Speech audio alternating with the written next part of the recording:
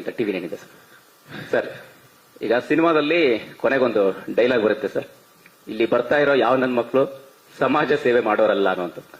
So ನಾನು ನಿಮಗೆ ಅಂದ್ರೆ ರಿಯಲ್ ಲೈಫ್ ಅಲ್ಲಿ ಒಂದು ಕಂಪ್ಲೀಟ್ ಪೊಲೀಸ್ ಪವರ್ ಮತ್ತೆ ಪೊಲಿಟಿಕಲ್ ಪವರ್ ಸಿಕ್ಕರೆ ಏನ್ ಕ್ಲೀನ್ ಮಾಡಕ್ ಇಷ್ಟಪಡ್ತೀರಾ, ಏನ್ ಬದಲಾಯಿಸಕ್ ಇಷ್ಟಪಡ್ತೀರಾ ಸರ್? ಅಂದ್ರೆ ನಾನು ಏನೋ ಹೇಳಿದ್ರೆ ಅದು ಯಾರಿಗೋ ಹೇಳಿದೆ ಅಂತ ನೀವು ಆಗ್ತಿರಲ್ಲ, ಅದನ್ನ ಕ್ಲೀನ್ ಮಾಡಕ್ ಇಷ್ಟ ಸರ್. ಖಂಡಿತ ಸರ್, ಅದನ್ನೇ ಹೇಳ್ತಾ ಇದ್ದೀನಿ. ನನ್ನ ಮೊದಲನೇ ಪ್ರಯತ್ನ ಅದೇ ಸರ್, ಅದನ್ನ ಕ್ಲೀನ್ ಮಾಡಕ್ ಇಷ್ಟಪಡ್ತೀನಿ. ಯಾರಿಗೂ ಹೇಳ್ತಾ ಇಲ್ಲ, ಇದು ನಾವು ಹೇಳ್ತಾ ಇರೋದು ಡೈರೆಕ್ಟ್ ಆಗಿ.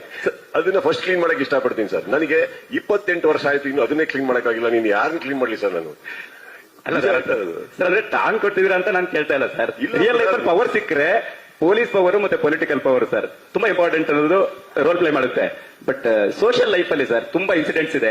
ಒಂದಿಷ್ಟು ನಿಮ್ಮ ಪರ್ಸೆಪ್ಷನ್ ಅಲ್ಲಿ, ನಿಮ್ಮ ಇಮ್ಯಾಜಿನೇಷನ್ ಅಲ್ಲಿ ಸರ್ ಈ ಸಿನಿಮಾದಿಂದಾನೇ ತಗೊಂತೀನಿ ಸರ್. ನನಗೆ ಆತರ ಪವರ್ ಸಿಕ್ಕಿದ್ರೆ ನಮ್ಮ ಮನೆಯಲ್ಲಿ, ನಮ್ಮ ಊರಲ್ಲಿ, ನಮ್ಮ ರಾಜ್ಯದಲ್ಲಿ ಎಲ್ಲಾ ಹೆಣ್ಮಕ್ಳು 3 ಗಂಟೆ ರಾತ್ರಿ ಓಡಾಡ್ಬೋದು ಸರ್. ಅಷ್ಟೊಂದು ಮಾತು ಕೊಡ್ಬಲ್ಲೆ, ಇದಂತೂ ಮಾತು ಕೊಡ್ಬಲ್ಲೆ ಸರ್.